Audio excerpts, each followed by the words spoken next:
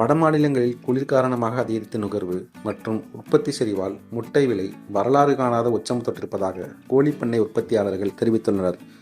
நாமக்கல் மண்டலத்தில் உள்ள 1100 கோழிப்பண்ணைகள் மூலம் நாள்தோறும் சுமார் 6,50,00,000 முட்டைகள் உற்பத்தி செய்யப்படுகின்றன.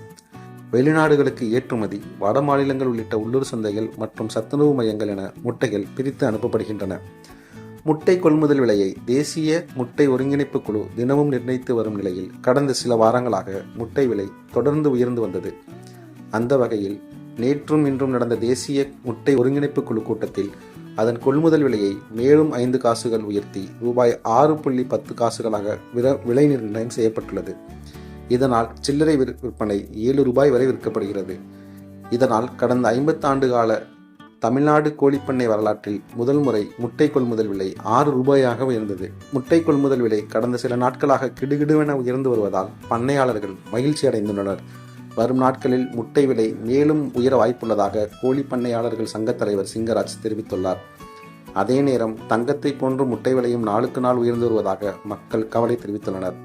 குளிர்காலம் முடியும் வரை முட்டை விலை குறைய வாய்ப்பில்லை என்று கோழிப்பண்ணையாளர்கள் தெரிவித்துள்ளனர்.